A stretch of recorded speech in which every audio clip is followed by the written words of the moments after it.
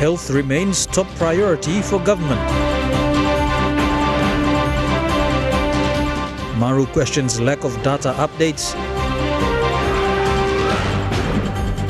And MPs say Induction Program extremely helpful.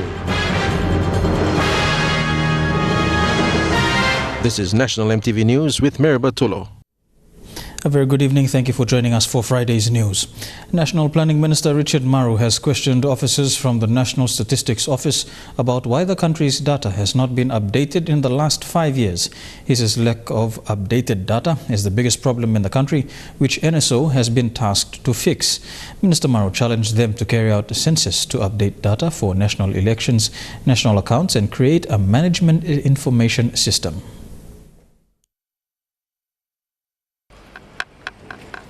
Minister for Planning and Monitoring Richard Maru paid his official ministerial visit to the National Statistics Office this morning in Port Moresby. Minister Maru was accompanied by Planning Secretary Eri Aqua and was warmly received by National Statistician Roko Koloma and officers. Mr. Maru visited two technical divisions of the department, the Economic and Populations and Services, also questioned why the country's data have not been updated. Maru says his first task is to present a submission before the NEC in the coming week on NSO analysis as to why they failed to provide updated census data for the last national elections. The boss here to make sure that I get an NEC submission in the coming week. On your analysis of why we failed the last one. Mr. Maru also wants the national accounts to be updated with a time frame on what the government will do to support them and a management information system to be in place. No, we need the national accounts to be updated and must be released on time. And let's work to the Australian standard. That's why we have our friends here. The other issue that I'm keen on is MIS and management information system. I think that's also very critical. You didn't say anything about that, but I'm sure I'm keen to know about that.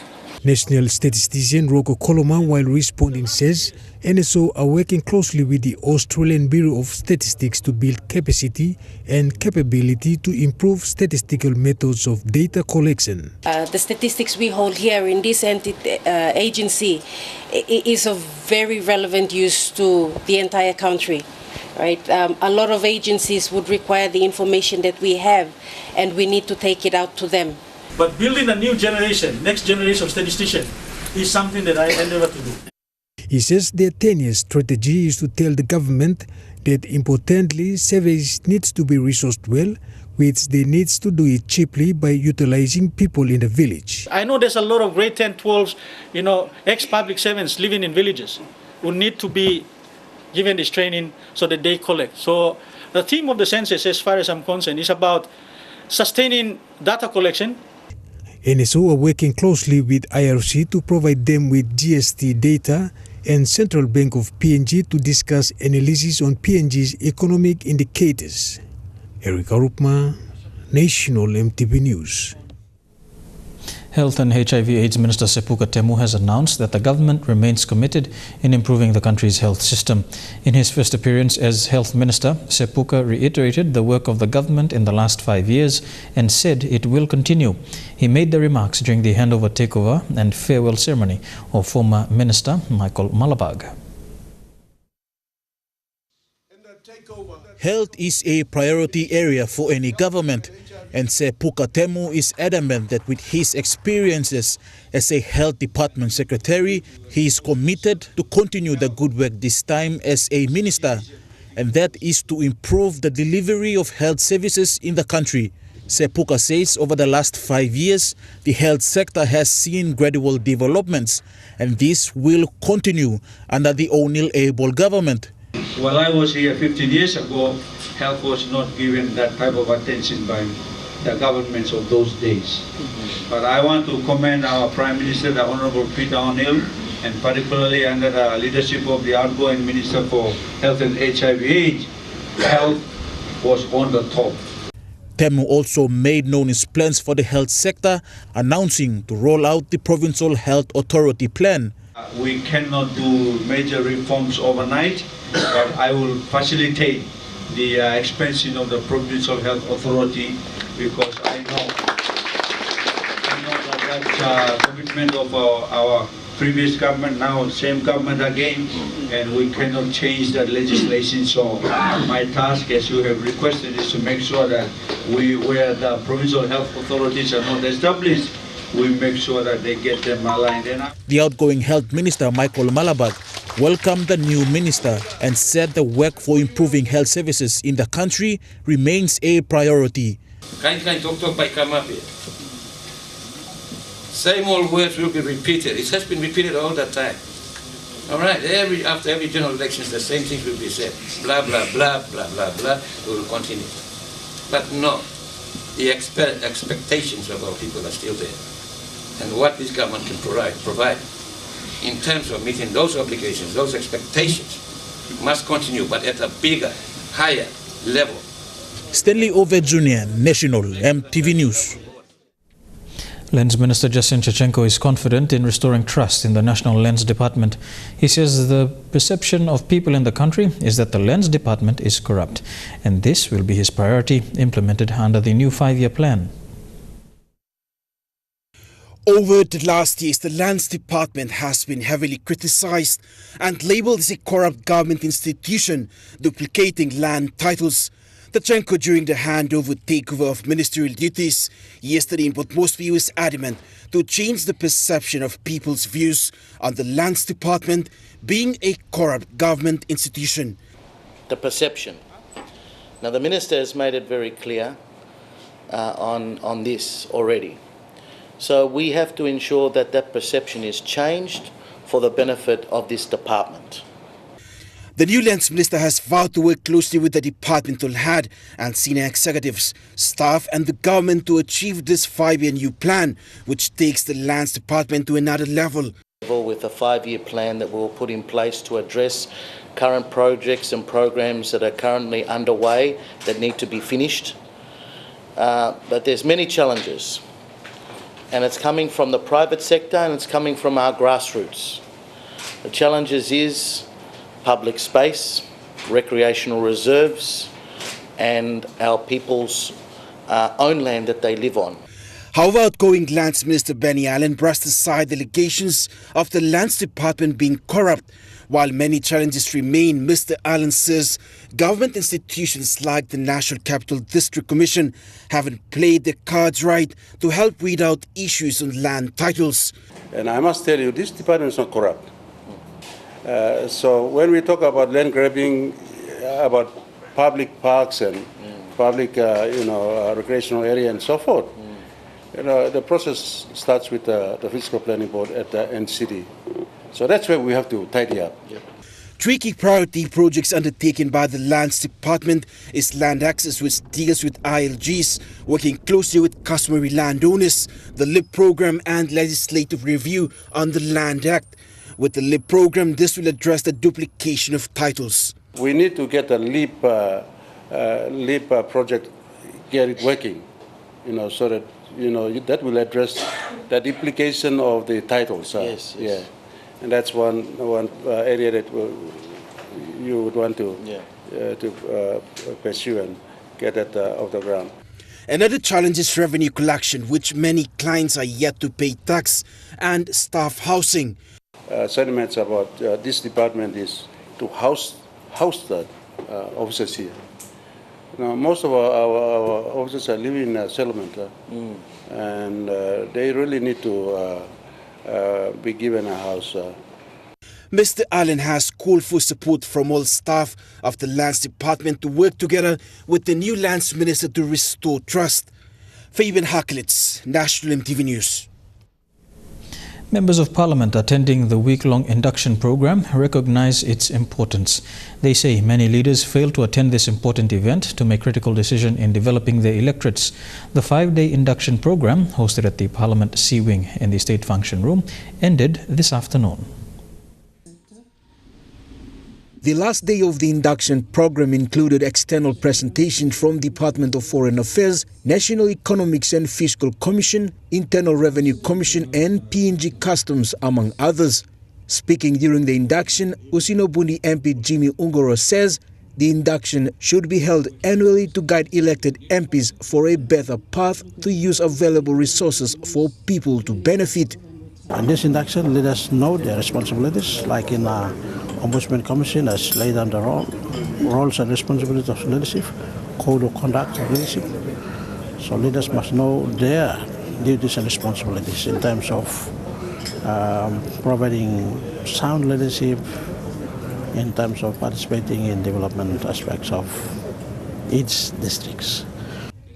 The induction and presentations did allow time for question and answers. My question is, given the importance of the revenue collection from your department, do you see that, are you sufficiently funded? Simbu Governor, who is a first-time MP, believes there are better ways of delivering services if leaders fully understand the roles and how to partner with public and private stakeholders. Governor Dua feels the induction program should be given more prominence. I'm really helping people. As an elected leader, I think by black some good like emotion of logo, make them straight blow house line. Because previous people come still like in school, but only provide them leadership. Plan is something long, make him work, people them or a vision. Stop number. You know got a tangible something stop on ground. Lo prove some resource money go good. People. The week-long induction program ended today. Jack Lapava Jr., National MTV News. You're watching National MTV News. We'll have more after these messages. Stay tuned.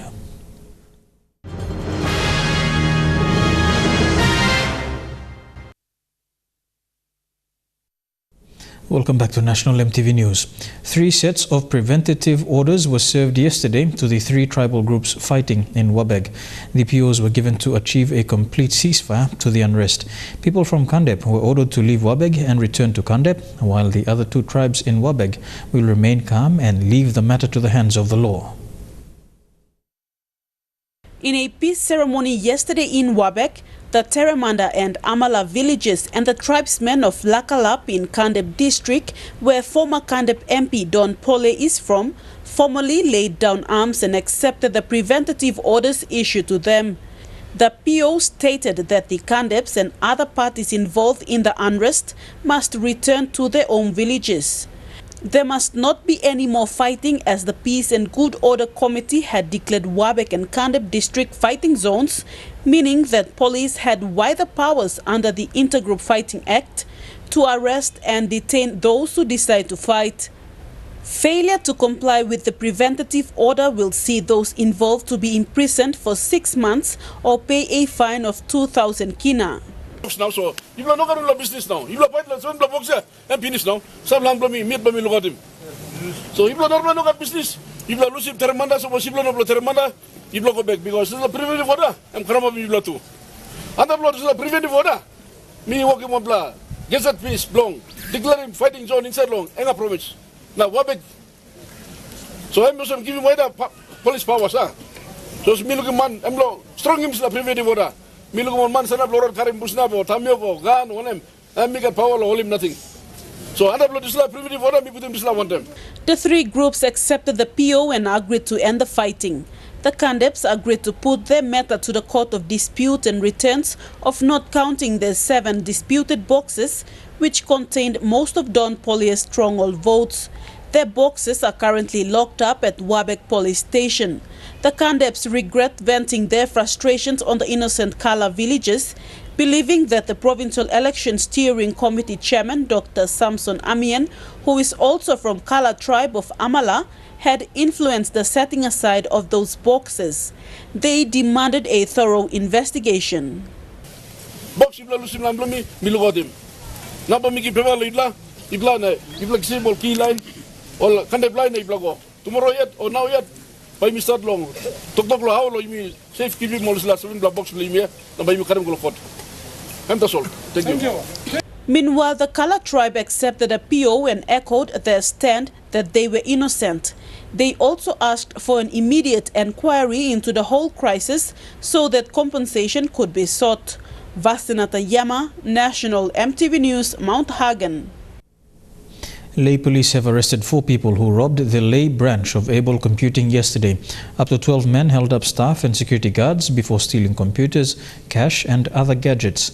Police tracked them down on foot and apprehended the 4 men. These men were identified from CCTV camera footage. Police tracked them down on foot and apprehended them. The robbery took less than 10 minutes. In the process, a security guard was slashed. The criminals made off with the stolen property in a waiting vehicle. One of the robbers is wanted for murder. Police now have him in custody. Police later raided another location near the crime scene. They confiscated a small cache of homemade weapons. The speed at which the arrests are being made is largely due to the reorganization of resources within the Leh Metropolitan Command. Sector patrol units have been very active within the suburbs, their work complemented by a toll-free number that's being used by the public. Scott Waide, National EMTV News, Leh. The Madang Disaster Director admits the province is one of the disaster-prone provinces in the country, but for now it does not have a workable disaster risk management plan. Rudolf Mongale says the disaster risk management plan they have on hand is still in its draft form. He said the 2-day workshop held this week in Madang by the United Nations Development Program and the National Disaster Centre will help them finalize a plan for the province. In his presentation yesterday, Mongali says in the past years, the Madang Provincial Disaster Emergency Coordinating Center had faced enormous problems. These problems went as far as addressing the disaster responses to no funding support. The Provincial Disaster Director said in 2015, during the months where the country was in drought, Madang received no financial support. The coming of this workshop to the province, conducted by the UNDP in regards to DRM, disaster risk management, capacity building, especially in capacity building here, where it's a really big issue here in the province. The capacity in different levels of capacity. When we talk about capacity, Mongali hopes this 2-day workshop will help the Provincial Disaster Office finalize its disaster risk management plan so that it can be implemented. Madang is one of the 5 provinces selected to host workshop to help improve provincial disaster management systems. The program is funded by the Australian government and is part of the Strengthening Disaster Risk Management in Papua New Guinea program. The project is looking at basically strengthening or enhancing the DRM capacity of the National Disaster Centre and the provincial disaster coordinators in each of the provinces and the autonomous region of Bougainville. The workshop is aimed at helping to strengthen disaster preparedness mechanisms and response procedures by working with the Madang Provincial Disaster Committee and other key stakeholders. This will also help to conduct a capacity assessment, develop a disaster management plan, standard operation procedures and an action plan for the province. Matalubis, National EMTV News, Madang. National Oil and Gas Company Kumul Petroleum Holdings Limited today welcomed back 2 staff who just completed postgraduate studies. Eliona Maso and Zechariah Yakap both graduated with Masters in Oil and Gas Exploration in Madrid, Spain.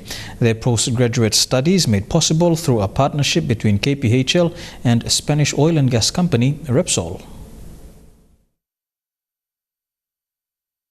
It was all smiles this morning as Kumul Petroleum Holdings Limited today welcomed back 2 of its staff members.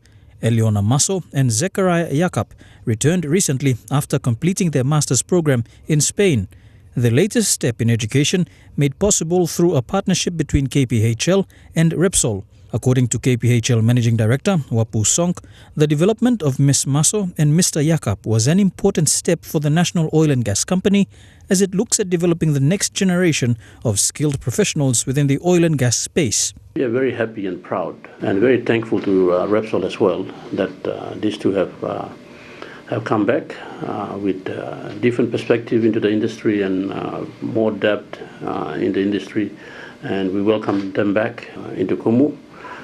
We are happy that they will be contributing meaningfully to the company and also to the industry, and they will have a good career. So this has been a really good foundation for them. Through support from Spanish oil and gas company Repsol, Maso and Yakap attended Repsol's academy in Spain. This partnership a first for Repsol in PNG. As just doing some upstream business in exploration, we are very glad to be partnership in the human resource development in PNG. It will be my job to look at them, and we also do work to quality check their work, so that will be part of what I'll be doing, reservoir evaluation and management. Masters in petroleum geoscience, so that's basically what I'll be doing, mostly in exploration stuff, upstream, geological, structural stuff. For KPHL, this is another demonstration of their commitment towards developing capacity within the competitive oil and gas sector. And Mr. Sonk is encouraging all participants within this key sector to commit to developing more Papua New Guineans in the years ahead. So we're training people to work anywhere in the world. That's our job as a national oil company, is to develop the human resource. We won't restrict them. They can go anywhere they want. And now a look at the finance news. The kina closed unchanged at $0.3145 in the interbank market. At Bank South Pacific, your kina was buying $0.307, $0.3853 Australian dollars, €0.2581 and 33.24 Japanese yen. Looking at commodity prices at New York close, gold and cocoa closed higher, coffee and copper closed the day lower. Palm oil closed higher, while crude oil and copper closed the day lower. And on the stock markets, the Dow Jones closed 274 points lower, the ASX closed 32 points lower, and the All Ordinaries closed 28 points lower. Here with National EMTV News, we'll have more when we come back. Stay tuned.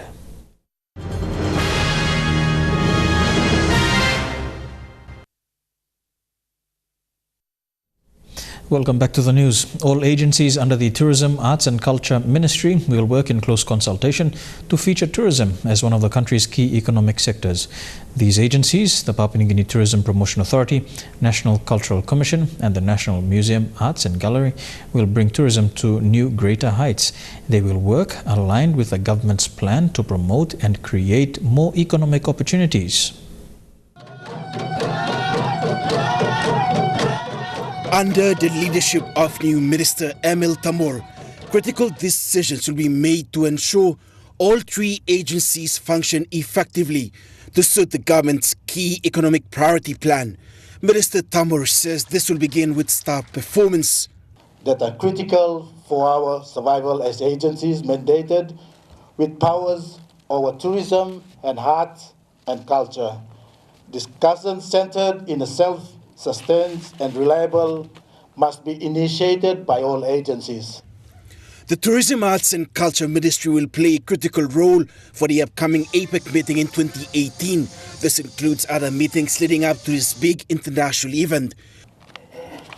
Despite these challenges, there are some government policies that remain a priority in the next few years, in which our ministry will be playing little yet critical roles through each of the respective agencies. One such priority is the APEC Summit 2018. While agencies like the PNG Tourism Promotion Authority has thanked the outgoing Minister Tobias Kulang for his political drive and motivation in tourism, and they have assured the new minister to bring tourism to new heights to drive the economy. Achievement, for the first time, the government has gone to support Tourism Promotion Authority to get a major World Bank loan with a tune of US 20 million to specifically support tourism promotion, especially in East New Britain and Milne Bay, the two tourism hubs at the moment. Minister Kulang has also been one of those rare ministers that has visited a lot of isolated places where hardly any tourism ministers before have ever gone, places like the autonomous region of Bougainville and some of these places. Outgoing Minister Tobias Kulang said these three agencies under the Tourism, Arts and Culture Ministry must work in partnership for the development aspirations of this country. record na accounting na bookkeeping TPA and TIC. There, all the annual reports, audits passed up to date. But mission na National Tax Commission, or the audit law failed, with due respect, and failed. All books probably we need to put together. All directors, some of the time, you need to work with the ministers. Government and government, whether you like it or not. We need to respect the government, and be in government policy. He says tourism provides 10% of the global GDP and can underpin the economic transformation in the country only if priorities are set right. At the moment, it's only 1.7 contribution to national GDP. But you look at Solomon Islands, you look at Fiji, you look at 1 or 2. I'm approaching 10%. Average in the region is 20%. Tourism's contribution to the national GDP. Why are we lagging behind when we've got so much, 100 times much, a bigger capacity than Fiji? Meanwhile, Kulang says good leadership is needed to drive tourism forward. You saw him clear leadership, clear direction and discipline. All man will work stuff. That's all. Minister, you become select na compromise from them all two by play one you meet. So this is a challenge me lose one than you. Congratulations. Fabian Harklitz, National EMTV News. Relatives of a retired Port Moresby police officer say their property is not for sale. They have again made this statement following an attempt by police officers this week to evict them from the property. The family is calling on authorities to explain why they are being threatened with eviction. Viola Civikil and her two sisters were raised in this home at Geru Stage 1. Their grandfather served in the force in the 1960s but passed on some years back. On Wednesday this week, the trio, their mom and aunt, were surprised when armed policemen forcefully entered the premises and told them the property title was no longer under their late grandfather's name. So, mi pla star player na mi pla big player lawyer na die live. So, I was a magatan title one me only star player. Their mother was arrested and taken to Boroko police station. A retired police officer stepped in and asked the policeman to leave. Viola and her sisters remain traumatized and are still waiting for their mom's release. Name stop yet. All the 1,500 bail back.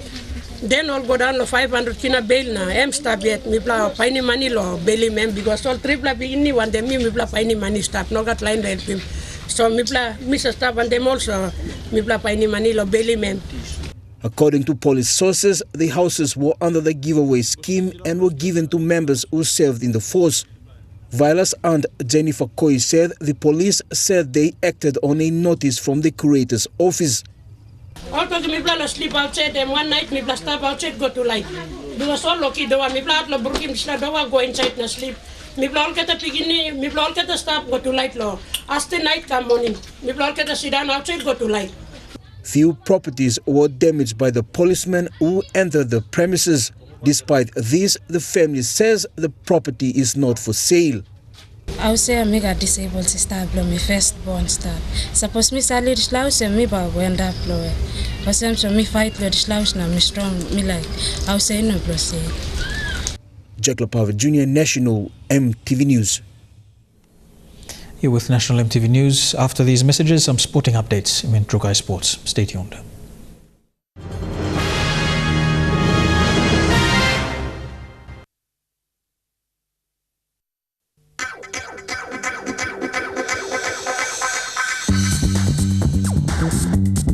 Trukai Sports.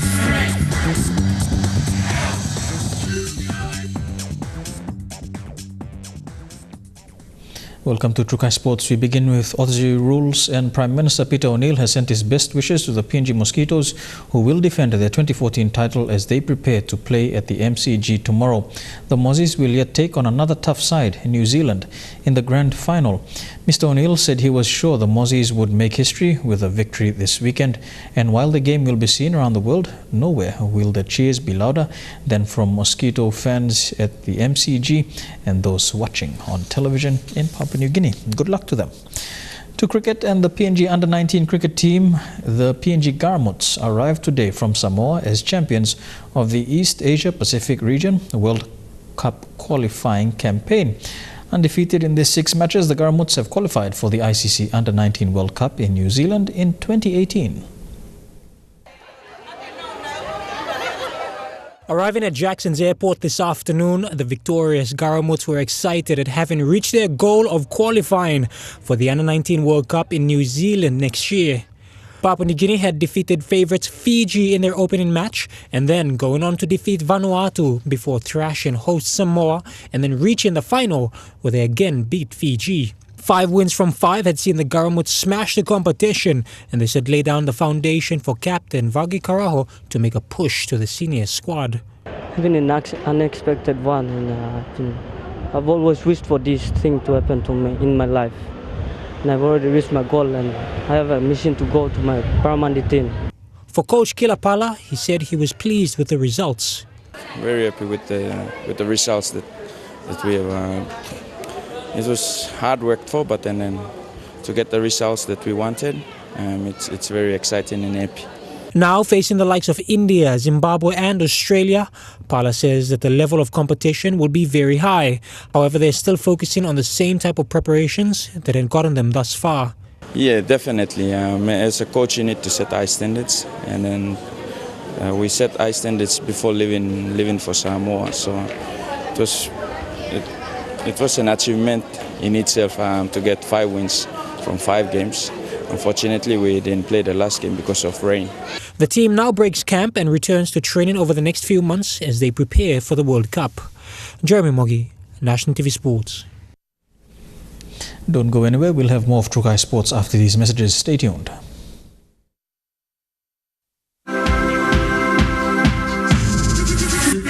Trukai Sports.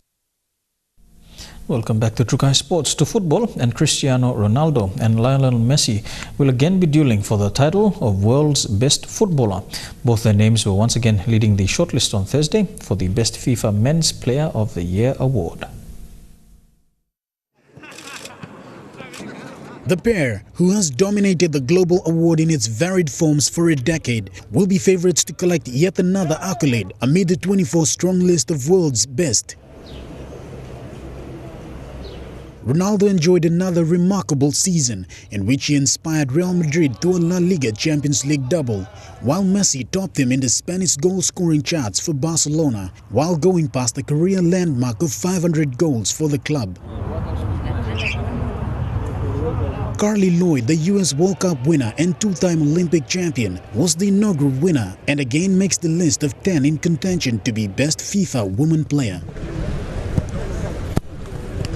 Zinedine Zidane, who guided Real Madrid's landmark season with 7 of their players in the men's shortlist, is recognized in his nomination as Best Men's Coach. The awards are a revival of the old FIFA World Player of the Year, which had been combined with French football magazine's Ballon d'Or for 6 years before the collaboration ended last year. Ronaldo won the inaugural Best Trophy. They are voted for by national coaches and captains, selected media and fans, with the winners to be announced at the ceremony in London on October 23rd. Shane Saroya, National EMTV Sports. Competitors from all over the world tangled in the annual World Yo-Yo Contest in Iceland. San Francisco native Tessa Piccillo impressed in the women's contest and was the only winner from the US. Japan picked up all other awards with the likes of Shu Takada and Shion Araya showing off both their yo-yo skills and acrobatics. More than 200 contestants from 30 countries took part in this year's event. There are several competitive divisions, including dual-handed and a style where the yo-yo comes off the string.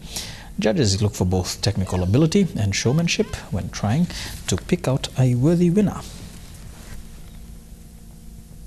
And that's it for Trukai Sports. Up next, the weather details for Saturday. Trukai Sports.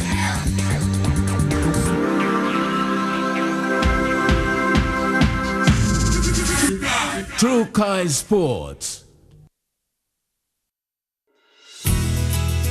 The weather details are proudly brought to you by Dulux Weather Shield. Worth doing with Dulux.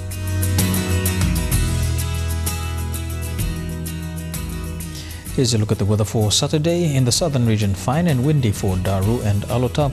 Mostly fine in Popondetta, cloudy periods in Kerma, fine becoming cloudy for Port Moresby. To the Momasa region, a shower or two expected in Ley, heavy rain in Wau, becoming cloudy for Medang as well as Wewak, a few showers in Vanimore. To the New Guinea Islands region, fine becoming cloudy for Lorengau, cloud with some showers in Kavieng, thundery showers expected in Kokopo, Rabaul, Kimbe and Buka. And in the Highlands region, Mount Hagen, Goroka, Kundiawa, Mendi and Wabeg, all these major centers can expect showers over the next 24 hours with morning fog.